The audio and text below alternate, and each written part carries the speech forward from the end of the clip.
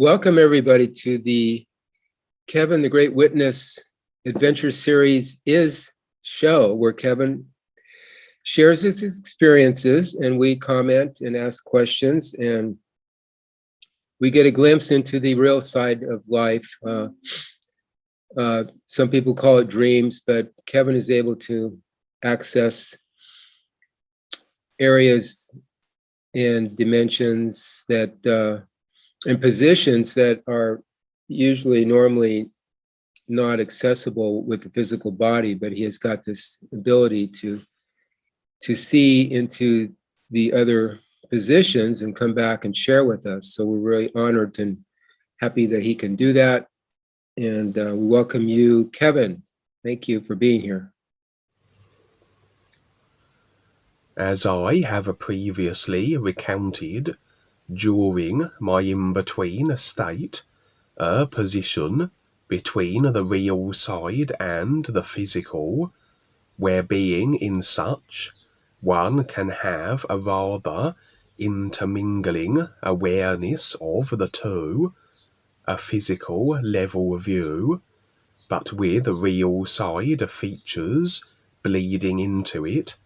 I have had encounters with various grey aliens, some of them rather shady as to their intentions, some seemingly more inclined to want to be of assistance, such as the grey that prevented a strange creature getting at me through a portal I had inadvertently created by intercepting the creature. Overall, the general sense of the intent of these grey aliens as time went by was more inclined toward that which was beneficial, awareness speaking, as many of the alien species are stepping up, choosing to become more aware as they see the perilous simulator situation, and so are assisting the guides, Dwayne, and the new friends on the real side and the physical to help turn the simulator situation around, to offset its demise. This can only be so through awareness, as each individual steps from the agreements with a restricted consciousness that is contributing to simulator deterioration, as the consciousness and its decided construction is the simulator affected, and into a real awareness that is aside from cause and effect creation. And so, not only does a real awareness position remove an individual from having to deal with the effects of their consciousness, but that they are no longer adding restriction ideas to the overall consciousness, or at the very least maintaining the consciousness as it currently stands. For the darkness enveloping a creation, that can only be perceived through the real awareness, aside from the agreed-to illusions of the personal self, is indeed the indication that the consciousness is very restricted and controlled at this point, and indeed, even in the collectively decided illusion of the simulation everyone has agreed to, like a cyberspace overlap, still there is evidence of the ever-growing unconsciousness, with the black skies and the ever-growing in quantity black holes. The more recent encounters had been a fairly consistent sense of the presence of these grey aliens in my room, especially as I am about to fall asleep, or just as I am waking. The in-between the physical and the real side state of awareness, in other words. Perhaps I may have let my guard down, been a little naive, extending my acceptance to incorporate all these grey aliens, and perhaps forgetting that we are dealing with all kinds of individuals with various agendas, attitudes, and degrees of awareness. For opening myself up in this way was agreement overall that allowed seemingly another grey alien to enter my experience in this in-between state. Agreement that facilitated a kind of treachery on its part. It was rather hard to determine exactly what happened, but the sense of it was, this alien took advantage of my agreement and somehow pilfered something from me. I'm not sure what exactly, but it was rather like a scenario where someone is trusted to the extent that they have access to secret information, but they had been a plant or a double agent all along, and the moment access is granted, they steal this information for their own ends and agendas, as though my opening up to this alien had it able to access something and then sequester it, and not for a beneficial reason either. Perhaps accessing a reference or other and removing it from my personal memory body vehicle files for their own use. And now this grey alien and a number of others that frequented my between state experience for a time around the sharing of this experience seemed to radiate malevolence and ill intent.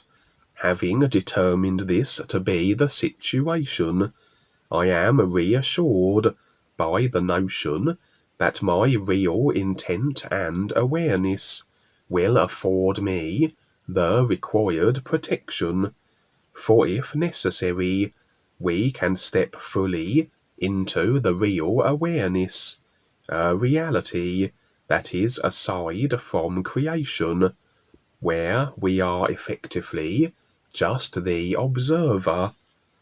We only have situations where we are attacked on the real side, or indeed the physical, if we are generating causes, creating ideas that individuals can feature in the effects of, and we only generate causality through the use of the personal self. On the real side, then, we only will be the effects of created, simulated situations, the personal side of the real side, if we engage with the ideas that are created, if we agree with them, in other words. But should we stand in the real awareness fully, it is a reality where no created ideas feature, nor are we generating any ideas of our own. So no simulation of experience can we be involved in, other than just observe the simulation through a real awareness that animates consciousness and is through all creation that effects from it.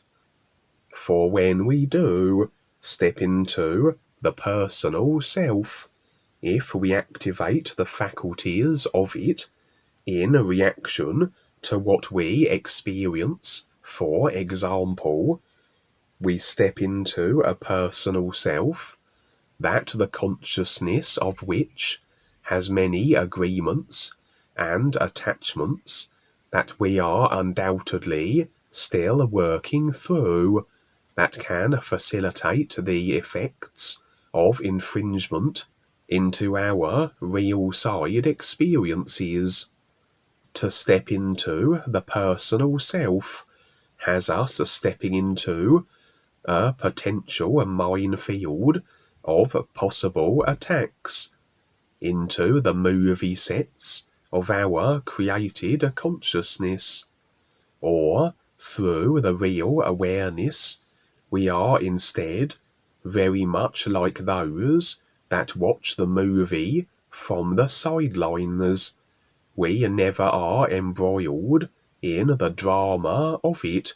We are always the deciders of our simulation.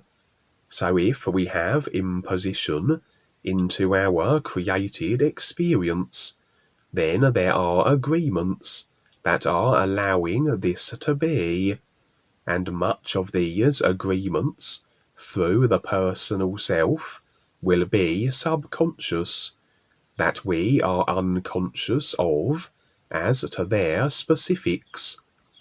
But with real awareness recognized, we have this option to step out of the personal arena of cause and effect and just be the indifferent view, just as the is looks on objectively to creation.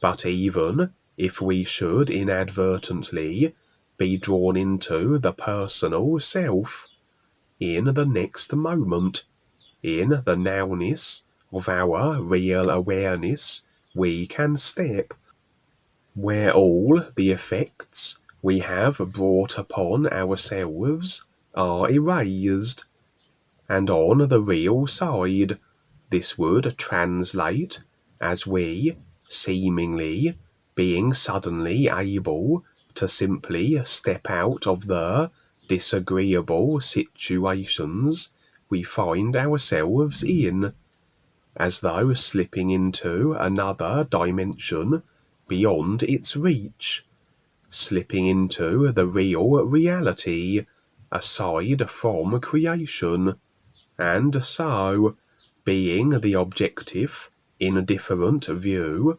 assures safety. But we are rather trying to engage with other beings and individuals, to bring them around and share the ease, and considering the beings, the aliens, the dark forces that we are trying to get the attention of are generally personal self immersed, so we have to then engage with them on their personal self turf, and then we may have the effects to deal with, the confrontation or agreement. But this is how we share the true reality, earn our way, etc. We can't very well do that if we remain in the indifference of our real awareness, aside from the simulation of the individuals we are trying to reach. But it does remind us of the importance to discern the intent of all we encounter through the real awareness, that is, this one aliveness awareness that is through every created personal self, all the aspects of it, including that which is beyond the surface literal simulation that the personal self can't see through. As such, the real awareness can read all thought, emotion, imagination, all ideas and intents of all the consciousness constructs of the personal self it comes across.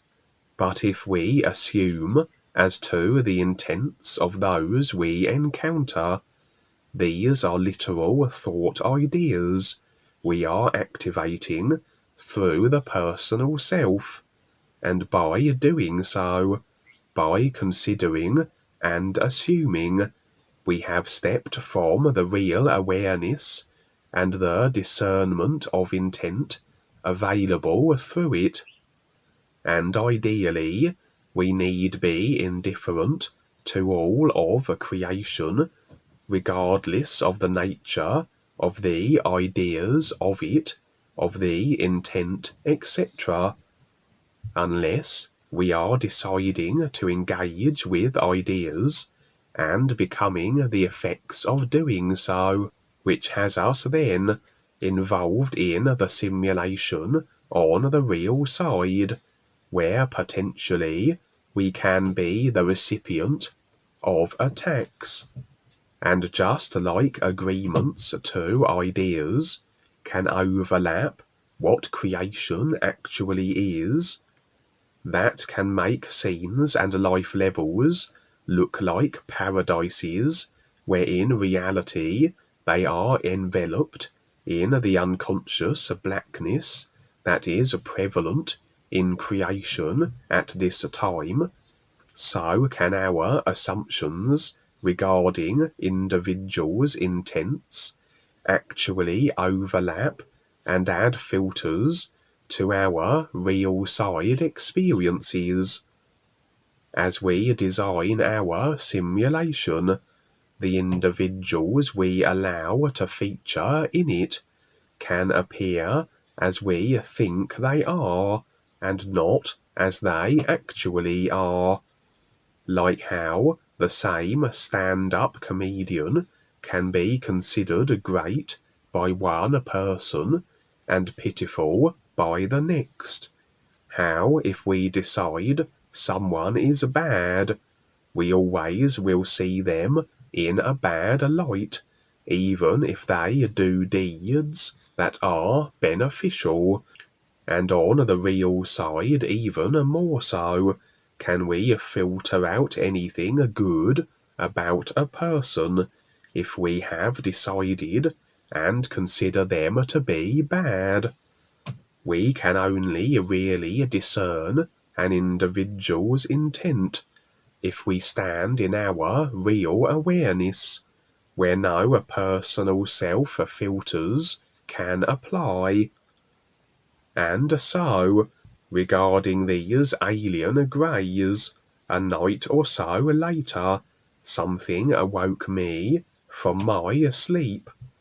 The source of it indeterminable, but something had caused a great pain to my ankle, and had me launching myself out of bed in alarm. Seems there was nothing physically wrong with my ankle, so I would return to my bed, and as I began to slip into sleep, there was suddenly another tremendous pain in my head. It was as though something were being extracted from my brain, is the best way I can describe it. The sense of something being torn out, and then I had a bright, searing, intense pain behind my eyes that lasted an hour or so. Eventually, I would settle back into sleep, and the following day and beyond, it seemed I had no lasting effects of the experience. I had the impression that this event was related to these grey aliens that I had extended agreement to, and were taking advantage of the permissions they had to feature in my simulation, and for personal self-gain only, conducting themselves in ways that were not beneficial for life or awareness. And then, The Monday night that followed, I found myself on the real side, but in my house, on the top floor, and peering out a bedroom window into the street below. Standing in the street were my grandparents, now deceased, but very often the guides assume their forms and feature in my experiences. Sometimes the dark forces do also, but they are easily detectable as the ill-intended characters that they are, through my real awareness reading of them. Anyway, it wasn't so much that I could see them, but that I knew they were there, more the impression of their presence and the forms they were taking. There seemed to be some kind of a barrier or force field that had been constructed around my very house, and below, in the street, the guides were discussing this situation. My grandfather, who I had the impression was a guide, became rather angry and proclaimed how he would not be able to go to work, to carry out his work, or words to that effect, with this barrier in place. It was as though I was under house arrest, locked in my personal self, and although I was in the upper part of the house, indicating my being on the real side, it was the real side of my personal self. So somehow I was trapped in my personal self on the real side. Seemed some skullduggery was at hand, and the guide, in my grandfather's form, speaking of the work he was unable to perform, suggested my process of awareness, that he was unable to continue assisting me with, unable to work with me, due to this curious imprisonment with my personal self on the real side. Trapped though I seemingly was, my awareness would view the annoyed guide as he proceeded onward, the scene switching as I marked his progress. He would arrive at a kind of police station with other various officers of the law. These I took to be more guides and individuals of great awareness, for the guides often will present themselves not only in alternative forms of older siblings and family members, but very often as officers, military, etc., as what they are involved in is such a focus on what is real that it is best represented through the discipline you see exhibited with the military or police services. As my awareness followed the guide through the corridors of the police station, an awareness that is everything, so despite our simulated situations, we can readily switch our views anywhere in creation we decide. I would notice a female individual that was holding a sign. Inscribed on this was wording that I don't recall, but my impression was that it was a brief summation of an idea agreement. This female definitely was not one of the officers or police personnel. In fact, she had more the look of a suspect brought in for questioning. I suspect then that she may have been the individual that somehow had gleaned an agreement from me, or the one who was most instrumental in causing this situation to be the prime suspect, and that she had facilitated my lockdown into my personal self-house on the real side, based on my agreements that had inadvertently allowed this to be so. She held in her hand, in written form, the very agreement, like a contract, on the sign she carried, as though she had in her possession the very evidence of her involvement, and had been brought in for questioning by the guides here. So it seems I had been duped in some way, agreed to something, and inadvertently found myself caught up in the effects of it, and locked down in the personal self on the real side. But as my real intent was maintained, the guides were here to sort out the situation, deal with the guilty parties, and then I may be liberated from house lockdown. Always as the deciders of our experiences, we must endeavour to be more responsible for the effects we create for ourselves, but often, if we are not aware enough to recognise whatever agreements we may have forged, so can we require a little assistance, and the guides will seek to help all the sincere new friends as they bumble their way through their process, getting into situations and predicaments that, yes, we become more capable and stronger by going through, and ideally the guides would like that we extricate ourselves, but we very much are like children, and the guides often must step in and fix our boo-boos.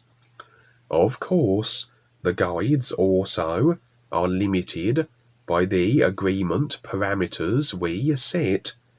We have to extend permission for their assistance, or they can't violate our free will to remain in our adverse situations. Suddenly the police station and the officers changed into something completely different. The best I can describe it as was that it was now a kind of movie set. The feature was comedic in its nature, and the police officers were now in the roles of the various comedy characters that this movie required. I had the impression that the guides perhaps didn't want the dark forces to get wind of what they were doing, their resolving of my situation, in other words, and so they were obscuring the police station setting with this alternative scene, but I had been allowed to see it just prior to its changing. Perhaps my awareness had allowed me to see what was really taking place beneath an obscuring outer layer, an overlayer that would require an awareness the dark forces wouldn't have, that they could not perceive through it for themselves, so that they would not be privy to what was transpiring.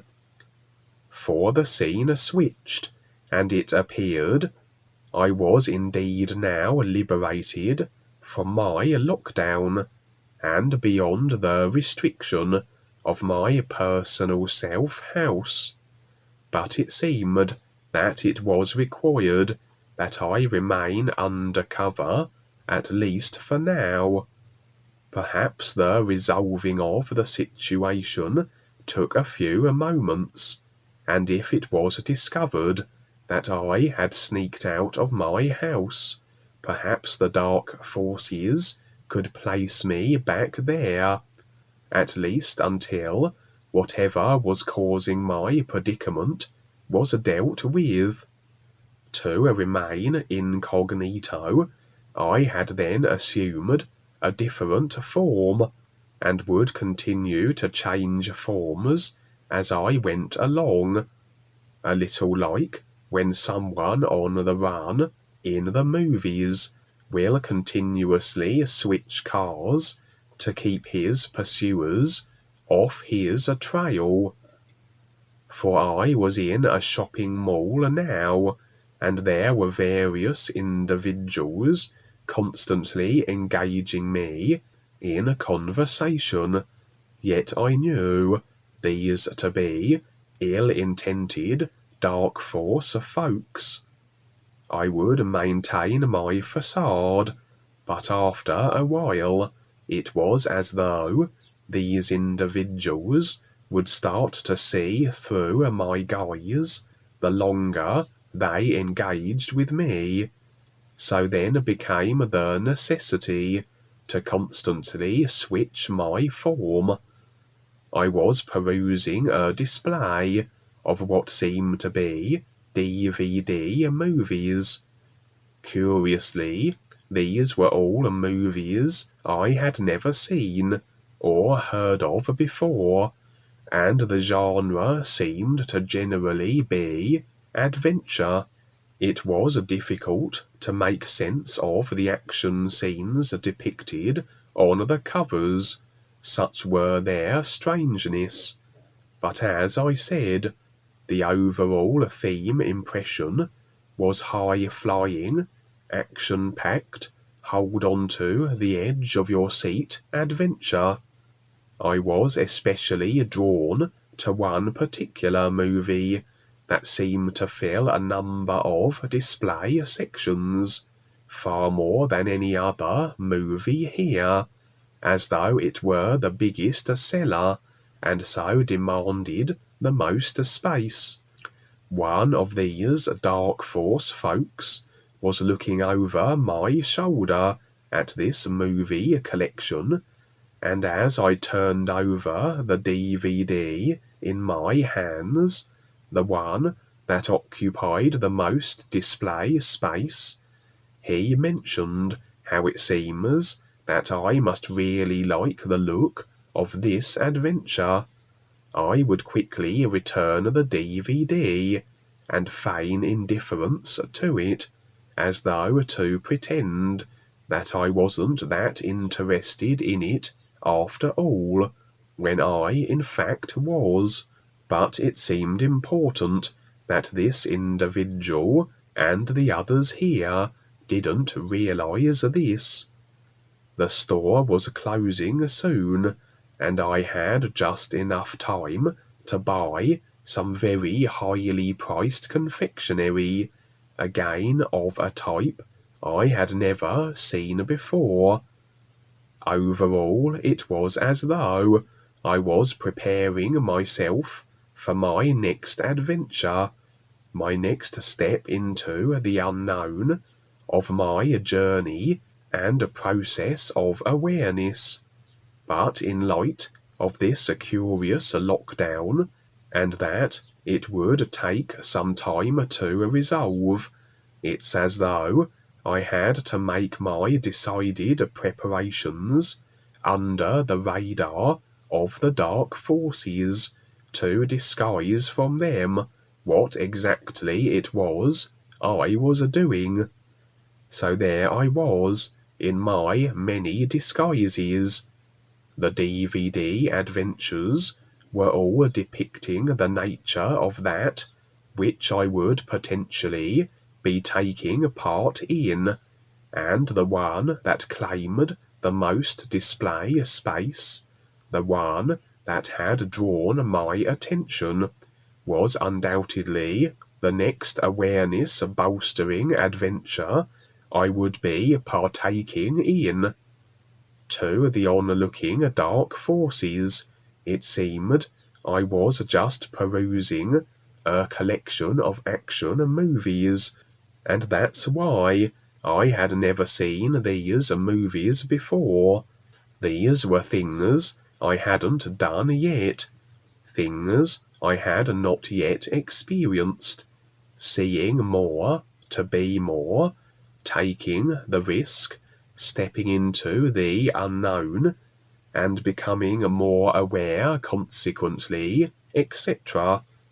And the curious, unknown confectionery, well, that was along the lines of accepting the idea of the next adventure, the next step, and consuming it, taking it on.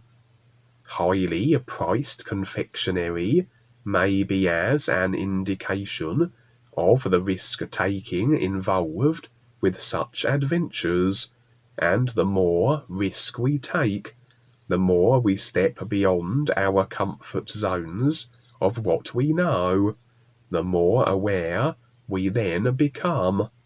Again, it was a disguised agreement that to the dark force onlookers looked like a simple piece of food, its expense suggesting the risk being taken, the risk that ever escalates as we continue on with our process of awareness.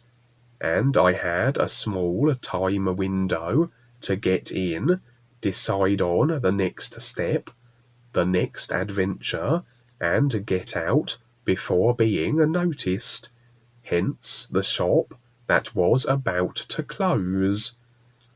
As subsequent real side experiences would have me then liberated from my real side, personal self lockdown as it were, as I would continue with my adventures, my sharing of the ears, and my various real side assignments, this would suggest that the guides had successfully assisted me in extricating myself from my predicament.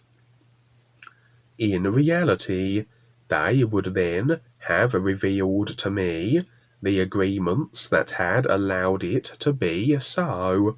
Then as I released these, so the simulation would present as my liberation from my imprisonment, with the guides able to play their parts in the simulation of my personal self to this end.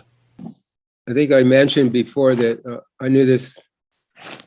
Well, I met this lady the other week that was working in Sedona as a waitress in a restaurant. And you know about Sedona, Arizona, there's a lot of portals and alien activity, UFOs. But one day, a bunch of grays came into a restaurant. So they ordered coffee. I can't remember what else they ordered, but she said they didn't have a sense of humor.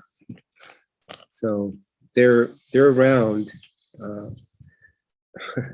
And then your experience with the lockdown, it reminds me of what Paul said once: practice getting in and out of situations. Just reminded me that we practice getting into trouble or getting into something, or doing a confrontation with somebody and getting out of it. It's a good exercise for our personal self and becoming more aware through these agitations that we create for ourselves or accept for ourselves. Practice getting in and out of things. And I remember a friend who was an echist. He used to go to meetings, AA meetings or religious meeting, any kind of meetings. He pretend he was one of them, He talked to the people, engaged with them, and kind of tuned into what they were thinking and how they talked and stuff. And he practiced doing this in all these meetings. And again, it kind of helped him to kind of expand his viewpoint for a while. It's kind of an interesting, fun thing to do. But thank you, Kevin. Does anybody else have a comment here or question for Kevin? You know, this sounds like it could be a two-way street. This lesson could be also for the reptilians and the grays. They could have been, you know, brought in and got a lesson they never thought they'd get. That's my thought on it. Yeah, life is always on. It's always giving us the opportunity, no matter the body form. I have a question. Yes. I just wanted to ask, did you ever figure out what, maybe I didn't hear it, maybe you said it, but did you ever figure out what the agreement was that you that got you into the situation? Generally, the vast majority of our agreements are subconscious, and so it's very difficult to ascertain the exact nature of them. I mean, obviously within this lifetimes of agreements and attachments that we have been through, we have gathered rather quite the consciousness of agreements, most of which we are unconscious of. Obviously the real awareness will know of what all these agreements are, but what tends to happen is with these experiences, as I said, they tend to occur when other individuals can take advantage of opportunities that we have provided them through these agreements that we have that are mainly subconscious, and then the real awareness and the guides will then attempt to extricate ourselves from this situation. They can make us, they obviously, the real awareness will know what these agreements are. Personal self pretty much will only know of consciously what agreements it's making, and certainly won't have access to all its lifetimes of previous agreements and attachments. And then it's rather the case of once the situation has been revealed as the effects of what we are agreeing to that has put us in that situation or predicament, then the personal self must then also extend agreement that allows its extrication, because the real awareness and the guides can't act against the free will of the personal self. And I've had experiences of that before, where literally I've had a situation where it's been made apparent to me that an agreement is causing or will cause an adverse situation, and then I have the sense of rather there's a pause, as though the real awareness and the guides are waiting, poised to deal with it, but can't act until my personal self, having been shown the agreement, not necessarily the specifics of it, but that the agreement is there, it then has to decide its release, and then the real awareness can come in and act. It's almost like you're two people and your real awareness can deal with everything, but if the personal self presents as resistance in that it doesn't grant free will permission for the real awareness to act, then the real awareness and the guides, which is the same overall awareness, they're rather hamstringed and their hands are tied. And so, as I said, the exact nature of the agreements are not always easy to determine, but only that the sense of there is an agreement that has allowed the situation to be, and then the agreement to release whatever the attachment or agreement is that then allows the situations to be resolved. I don't know if that answers your question. Yeah, it's you know, you can't expect much really to bring it all back, because it's kind of difficult, I can tell.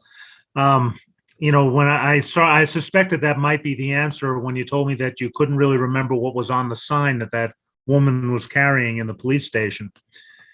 So that you know, it's typical that with these kinds of experiences, when we're trying to really learn how to be responsible enough to, you know, defend ourselves in situations like that, it's very common that we can't have all the details. We just have to actually get to the brass tacks, basically the essence of our defense, whatever's going to happen. And certainly, you know, it's like I've been given a bunch of defense techniques, but they don't sound anything like what you guys are doing.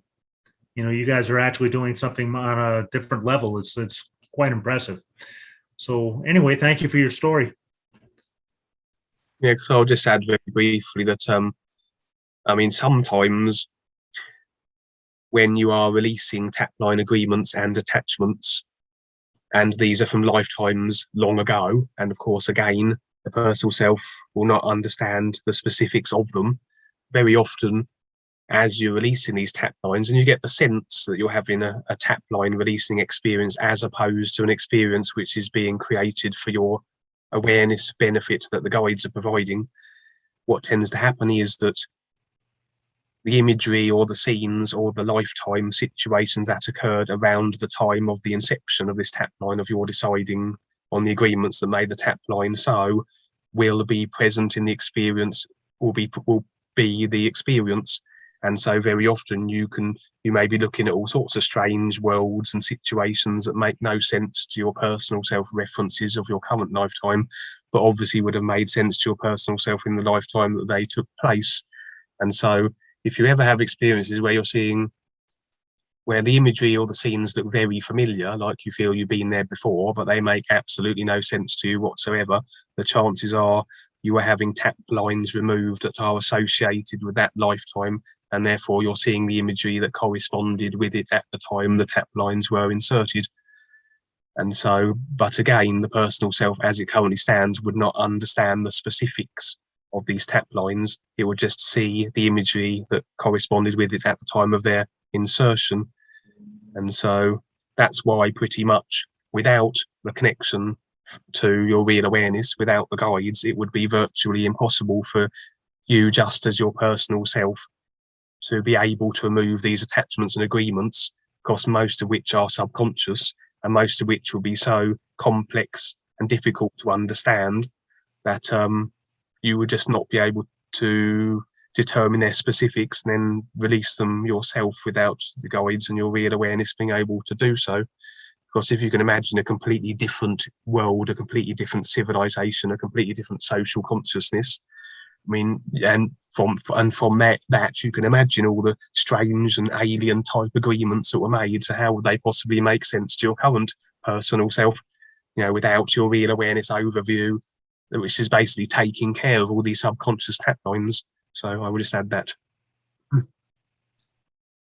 Also, you can blow through these agreements you have by the focus you have on the isness and the sincerity, the purity that it is. Like Dwayne says, you know, you don't have to get into the karma thing. Karma is just like, it's there, the cause and effect, but you can surpass it. I see it as the focus is the key. The focusing, you don't have to activate these agreements. They're there. They're always somewhere back there, you know, I don't know. And you can be triggered, you know, by a relationship, an individual, an event, something, illness, something, you know, but the focus that Dwayne talks about all the time when he went through his hard times in the hospital, he just kept focused. He thought he was going to perish, thought he was going to leave the planet, but his focus kept him in there. And that's the key here, is just Dwayne goes like this. You know how some people go, this is the focus, like this hand. So that surpasses or bypasses all this other crud that we have, this crud that we have hanging on us, you know, in our personal self. We're always going to have it because, like, yeah, like Kevin said, it's like our alien bodies that we've had in lifetimes. I mean, we've had so many experiences with different body types. How can you possibly, you know, see them all, or even, you know, does it even matter? You just, if it matters and if it can be used to you, I'm sure the guides will show you, or you'll see them. But otherwise, you can blow by them, I say, with focus. You know.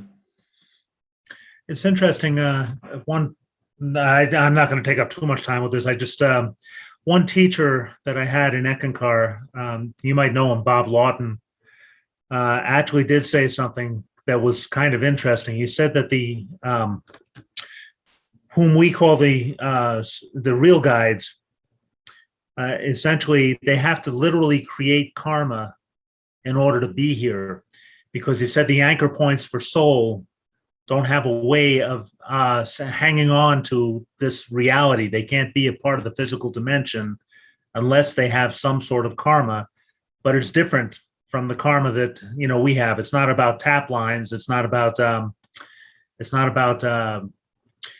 you know, anybody actually holding them here. It's more like they have to create that connection, which is a kind of karma, but it's really more like a sense of purpose as opposed to a lesson. They're not here to learn, they're here to teach.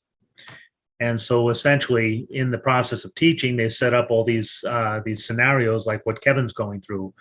But the point being that in order to be here, they have to make that connection. They actually have to establish connection. So I just thought I'd throw that out there if it means anything to you. Yeah, I Just see a it as they you know, form an agreement with the physical. You know, they agree to it, basically. They have that choice, not so, and then they're involved, they get involved, but they're still indifferent to it. That's the difference between most people and the real guides. They're indifferent to their involvement. And I like indifferent better than detached. We used to use that in the Eckankar, but indifferent, but, you know, still caring, and they still care, but it's just like, again, the results or whatever, but you're indifferent to, you know, you're able to actually you're better off being indifferent. Even if you're totally involved in something, you have a bit bigger viewpoint, you know, of what to do and how to survive it. So I like that. Thank you. yeah. Oh, I still believe it's a two-way street. I still think that the aliens have to learn too. This ain't just a one-man show. Okay. All right, Ronald. Your beliefs are acknowledged. Thank you. All right, thank you. We'll just go on, Kevin, if you have another one. Because they'll Yeah, know. that's how I believe you beat the trap. Understand who's really learning, who's really not. I think they're in just as much of a trap as we are until they learn how to get out of it. Stop being reptilian, I guess. That's, you know, which is strange. Adele, the singer Adele, she invited 13 of her little fans back to her little place. And then she somehow lost the ability to hide herself. And when they come in, they're standing before an 8-foot-tall reptilian. That'd be a surprise. Yeah, I heard about that. Yeah. I didn't hear about it at all, but are you saying that Adele was associated with reptilians, or that she is one? She is one. Oh. According to the story, she is one. And she said, what did she say? She said, I'm your friend. I'm not going to eat you. I'm a friendly reptilian. That's what the words that they said. I have a friend who said that to me. I was taking him home one night after he was a bass player and I was playing guitar. And interestingly enough, he just unloaded on me this whole conversation. I was a little surprised, and he said, "But you know, I like people. I'm not gonna, you know, I'm not gonna do anything." So I guess that adds credibility to your story. But I did want to say something concerning reptilians learning. To a point, they don't have as much individuality as we do, so they're not learning as much as we are, and that's an important thing to remember, because they're learning from us. On a certain level, they're learning from us, and they don't go as far. So my inclination is kind of that the likelihood to me says that they would have to actually incarnate to be human for some periods, for some number of lifetimes, in order to get what we have, because they've lost their individuality. They're all connected to a hive mentality. Just something to think about, but you know, I've seen more than enough evidence of that. Doesn't mean they won't be nice to you. You know, it doesn't mean that they don't have ulterior motives either. I'm not saying to trust or distrust them. I'm just saying that basically they are not individuals. They're working, and this is also why when you talk about them being here to learn, I mean, we can say the same thing about the quantum intelligence that's actually running their race, because they came here with a quantum intelligence controlling all of them. They're all connected.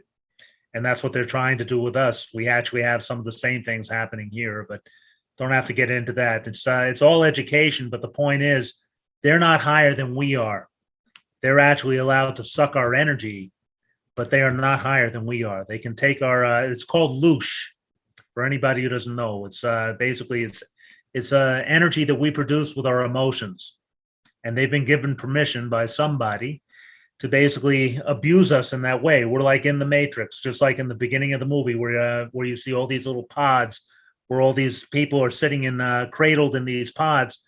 They're actually, their mentality is inside of a 1990s or maybe 2000. I forget when they said the year was that they were all living in, but if you have ever seen the movie, they're not really living in that city. They're actually living, their bodies are in pods, and they're taking, the machines are taking all that biometric energy. Well, that's exactly what we're here doing. There are people that are taking energy from us right now. And they're controlling us to a certain extent, but the fact of the matter is we've got something that they don't have. And they would have to reincarnate and do the same thing that we're doing now in order to get to the higher planes, in order to get out of creation, I should say. Sorry, I keep going back to Eckankar terms. Anyway, sorry, I don't mean to, dominate here. Thank you. Okay, Kevin.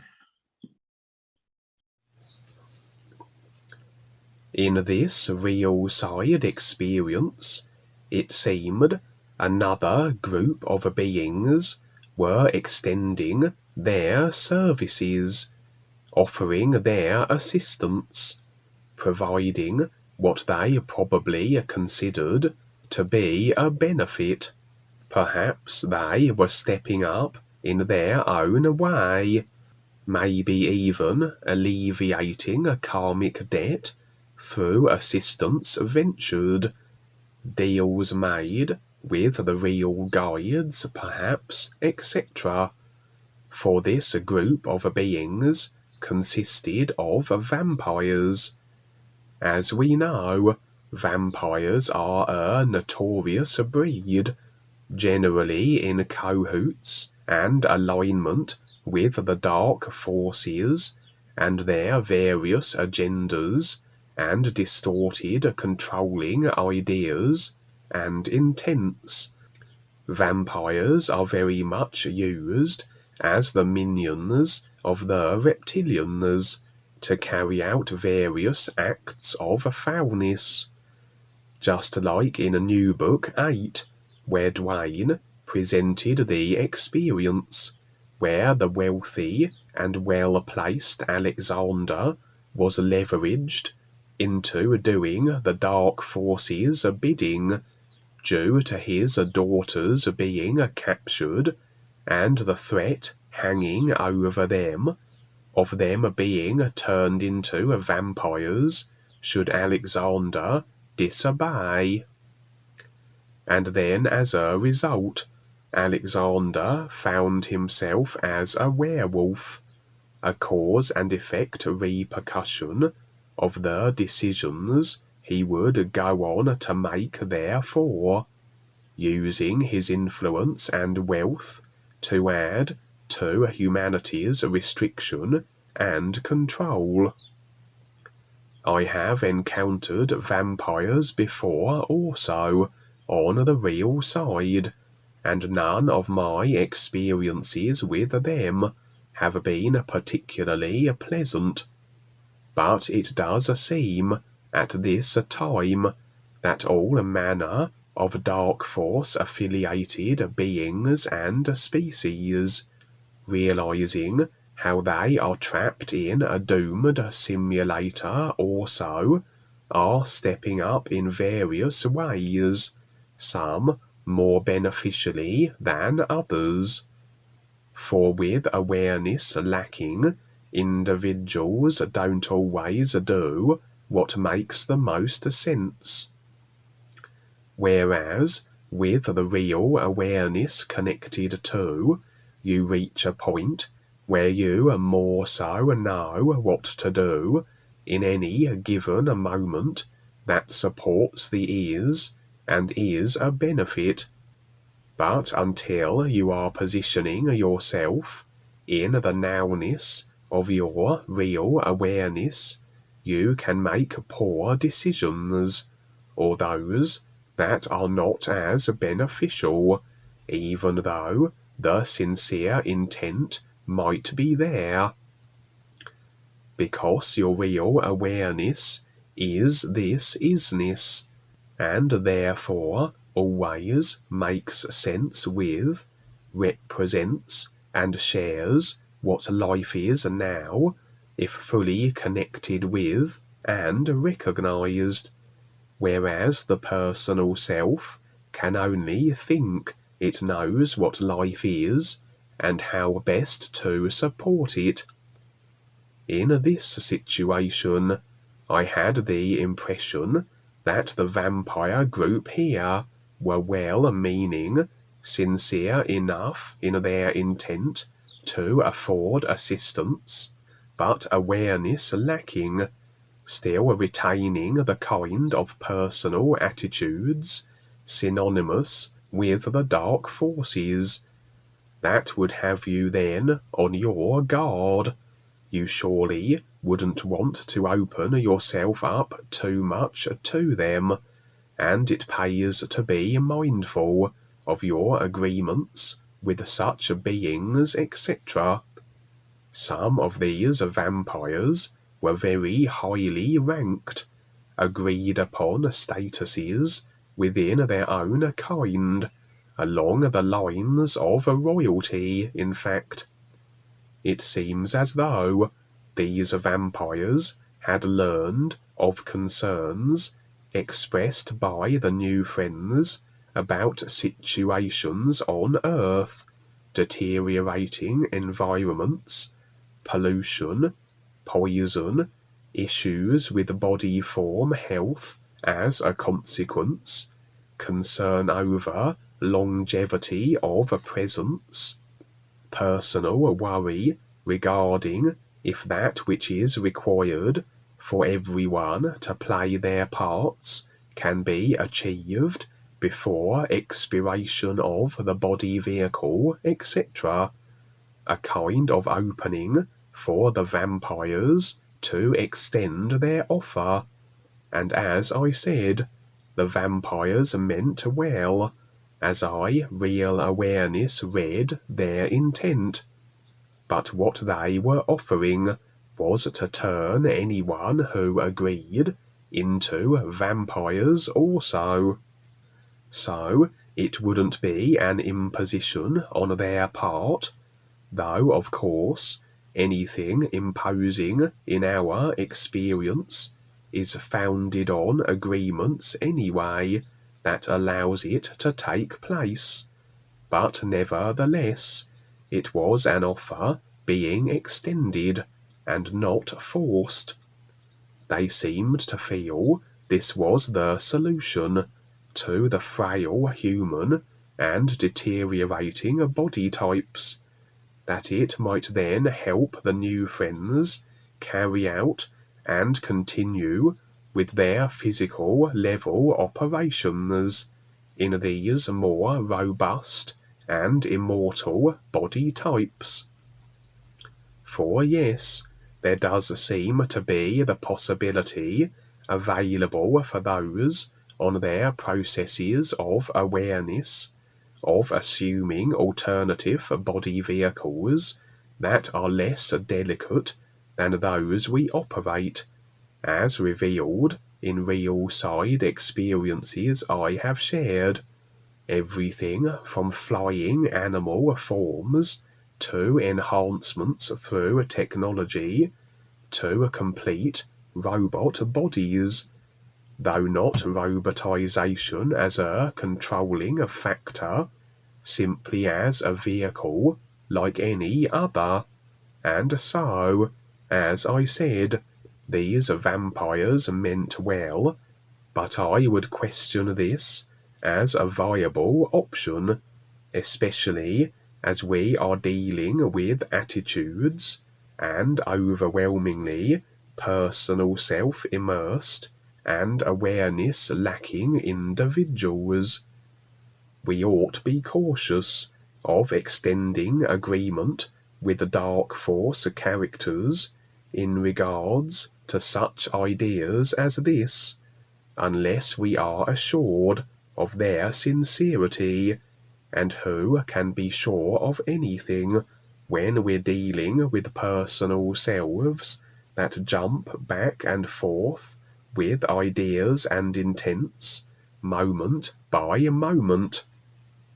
But regardless, there I was in this situation, not just observing, but among the vampires and hearing their proposal. And indeed, there were some new friends, whose identities I couldn't determine, readily accepting this offer and being bitten by the vampires. I'm unsure how this vampirization process works. The movies seem to present various methodology as to the creating of new vampires, but it does seem to involve biting, as was the case here. But that's all I would say in regards to how you make new vampires.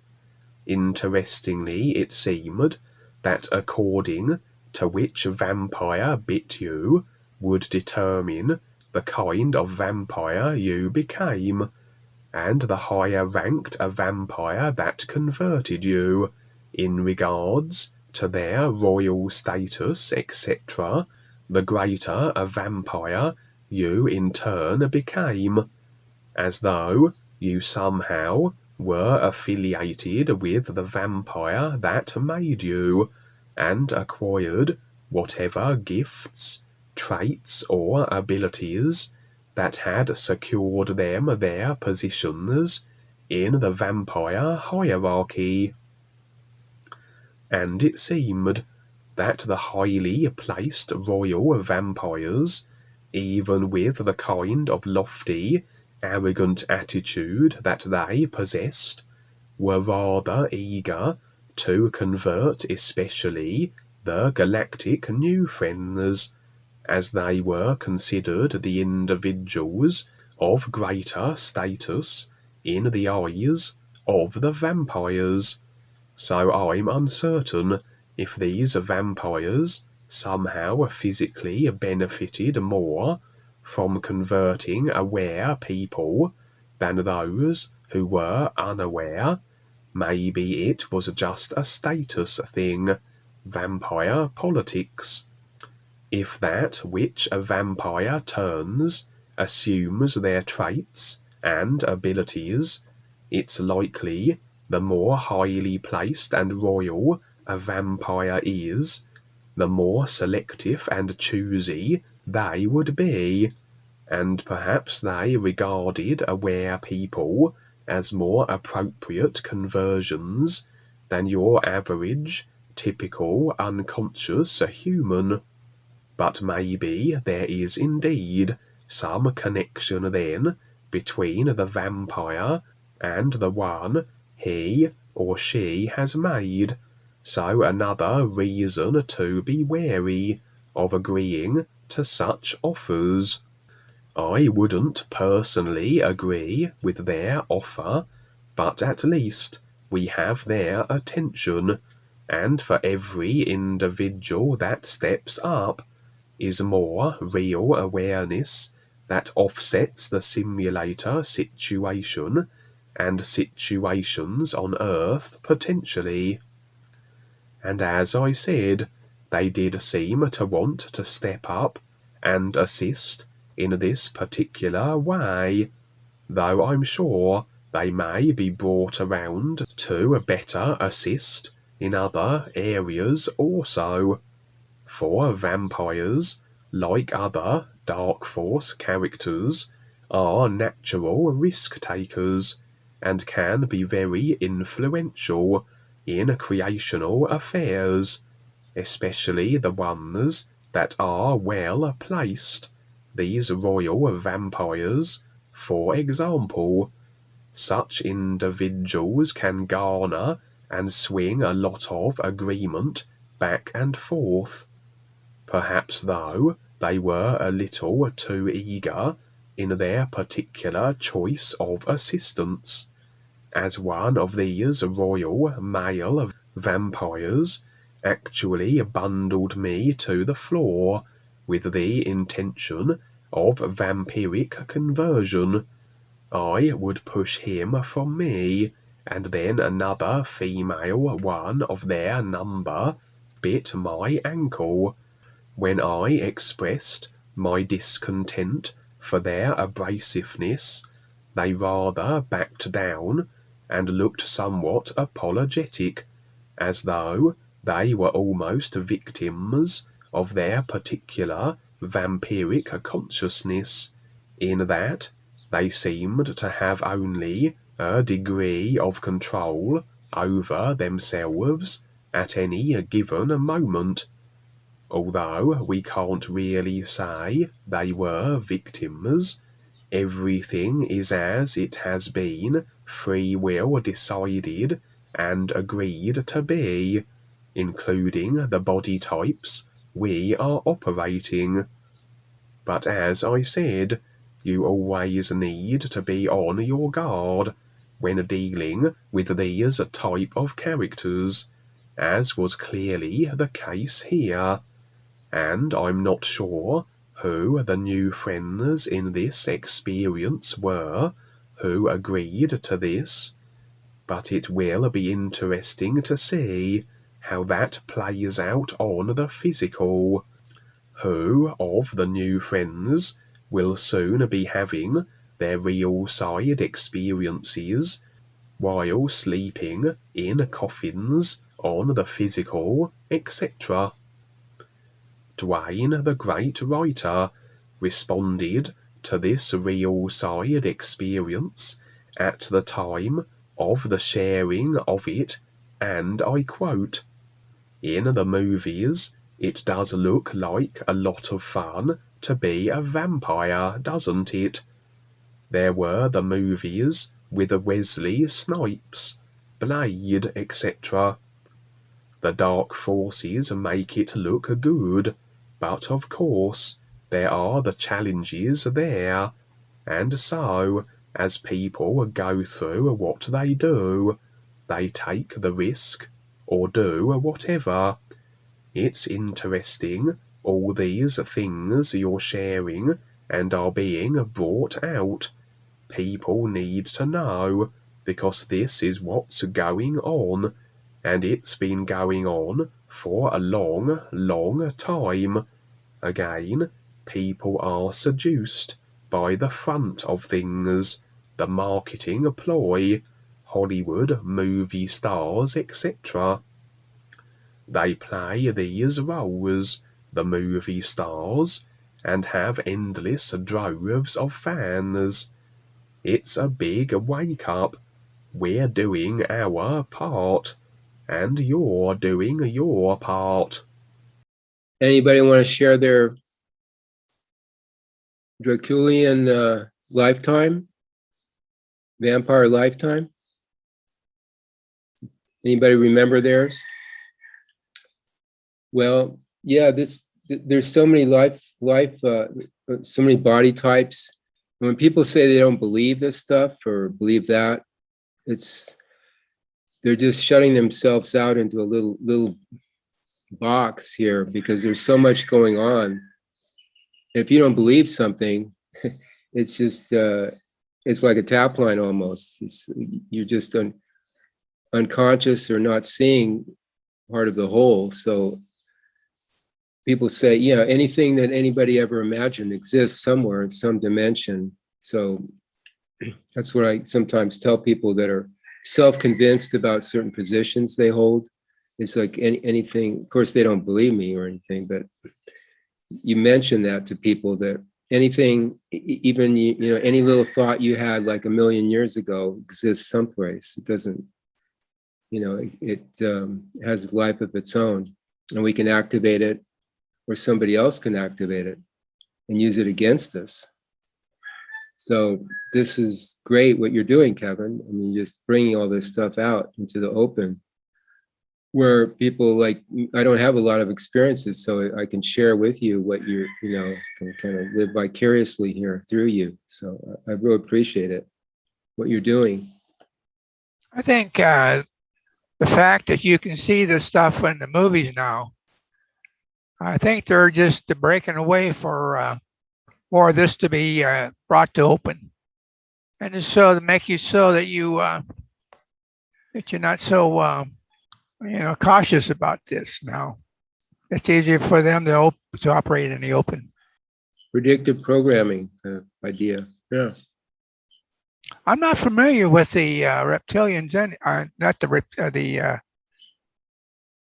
these people that you said they suck their blood, or they. I mean, how do they operate? Do they suck the energy from you, or is it just a? I can't speak to vampires. It's not that I don't believe in them. I think I told you one other time when we had a discussion about vampires that I actually met two people at a Passover Seder who were from Transylvania, and they said they'd never even heard of vampires until they got out of their country. So, most of what we hear in the physical plane about vampires is going to be, a fictional representation, but that doesn't mean they don't exist. I never think from the perspective of they don't exist. I just see that they're not part of my reality, so I don't know of them. It's like, in other words, I've never experienced that. But, I know a lot of people feel that way. They feel very... Well, look, I mean, even in the physical plane, you can find people. I know plenty of women that'll suck the blood out of you, for sure, the lifeblood. And so under the circumstances, you have to be very careful, because vampirism can occur on almost any level of consciousness. It just depends on the context. But, in truth, as to whether or not there are beings that depend on blood of some kind, it makes sense to me. I mean, it's just like essentially being tap lined. It's the same idea as far as I'm concerned. If you can get some kind of energy from somebody else, that's going to, that becomes part of your survival plan. So it makes sense. But I just haven't had the experience. I've never met anybody that I can honestly say is a true vampire, and on the inner planes as well. Just a thought. The classic example, Ronald, is the scoreboard at football games, baseball games. All the games we're playing, the scoreboards collect this loosh from the audience, all the emotions that they have, and then after the game, they can harvest it.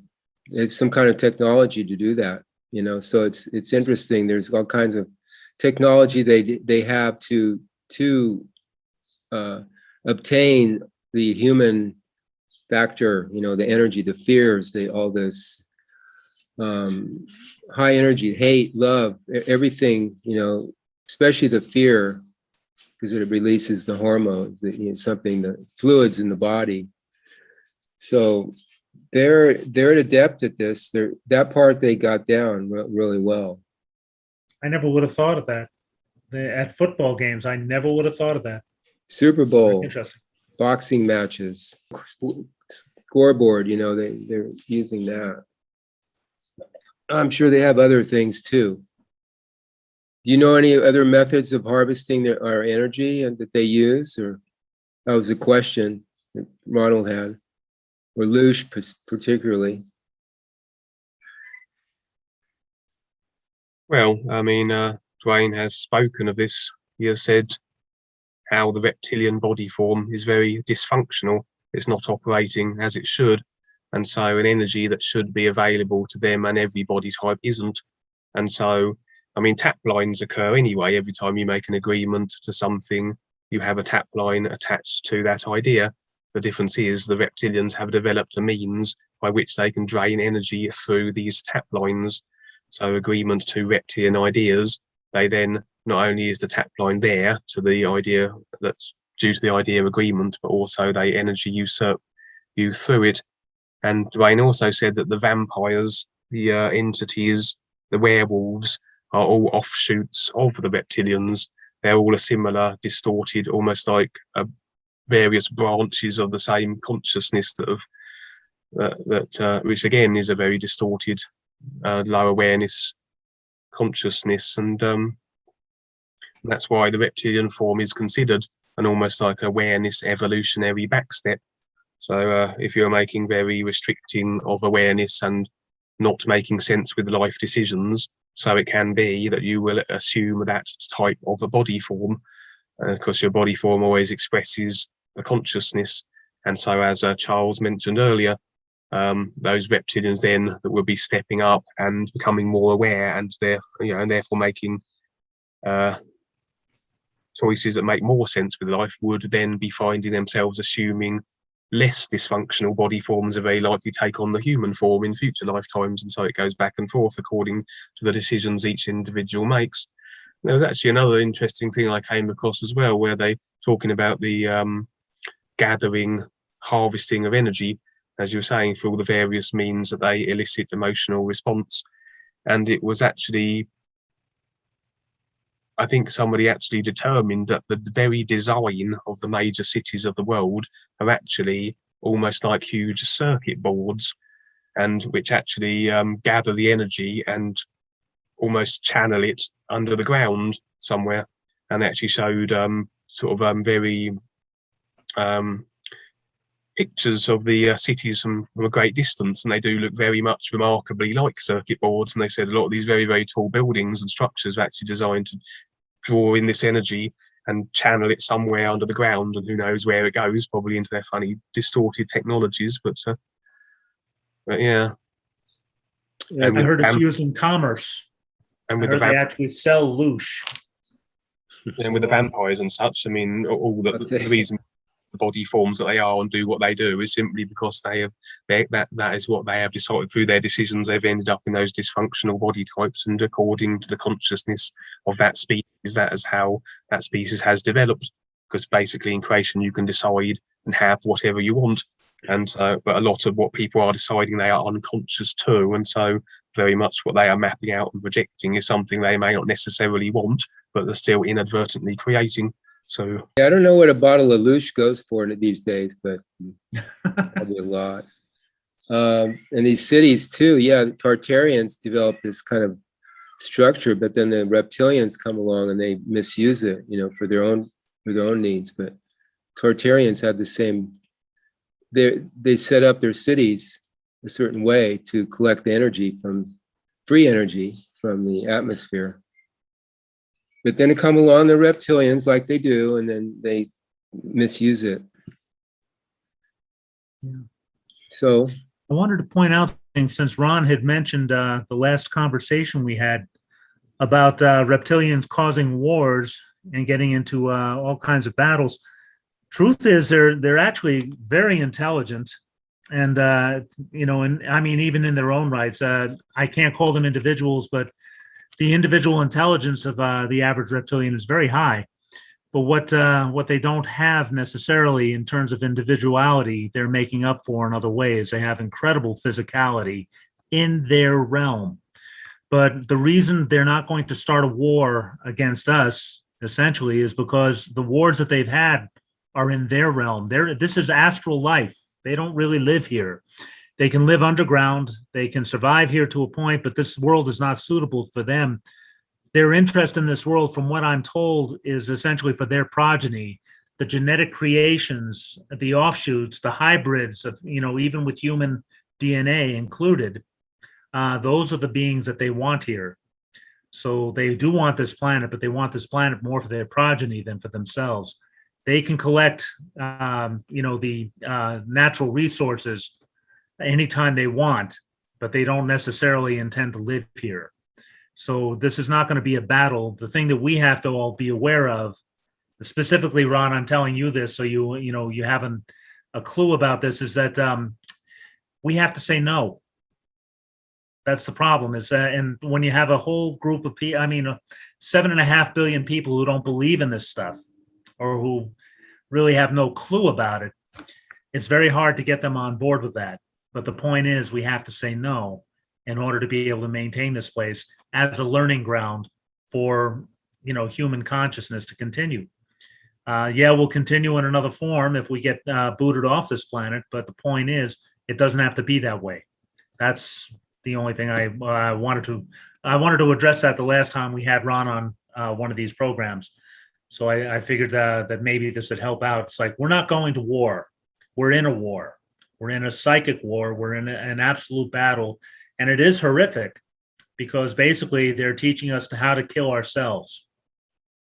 They're prompting us to kill ourselves. It's human against human with a reptilian behind them. Without our permission, they can't do anything. That's the point. Yeah. Thanks. Like I said before, every world they've ever conquered, they've conquered every war, every world that they've ever went against. They're not an easy adversary. What they do here, I don't know what they're going to do here. They're already doing it. We've got depopulation agendas galore. There are depopulation agendas that I don't even know about, but I've got a list that's pretty long. Well, I'm pretty sure they're behind most of this negative stuff that's been going on. Oh, definitely. Absolutely. They bought the world religions here, and and nobody understands their religion. I mean, you talk to your average Christian, as much as I love them, I will tell you honestly, they haven't got a clue. They have no clue what their religion's even about.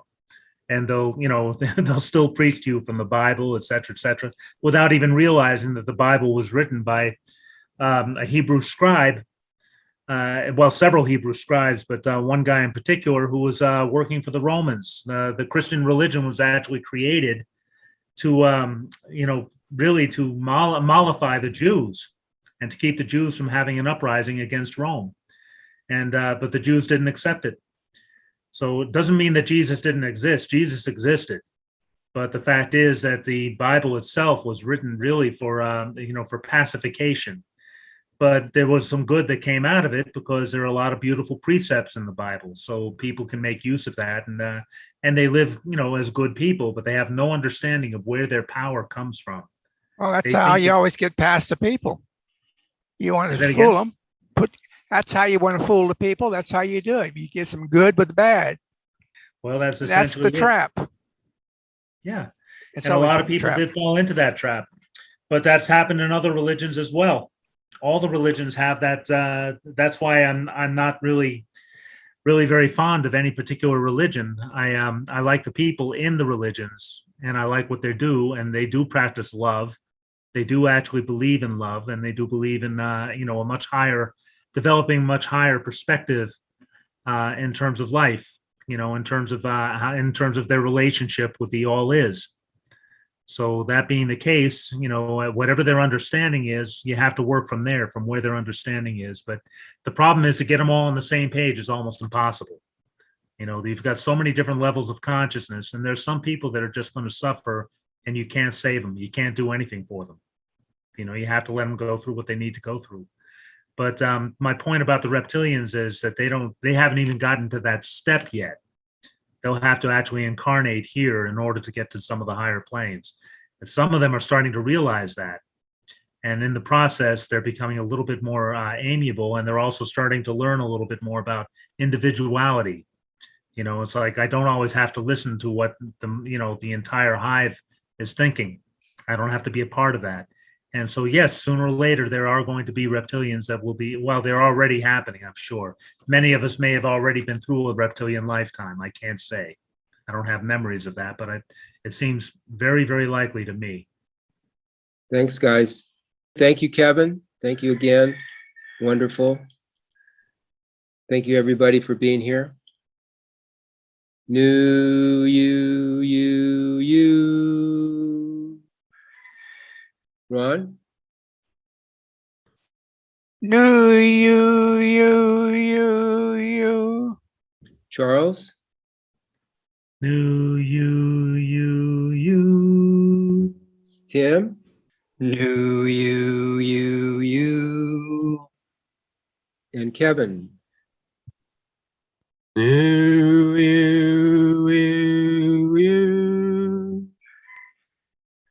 Thanks again, Kevin. Definitely. Thank you.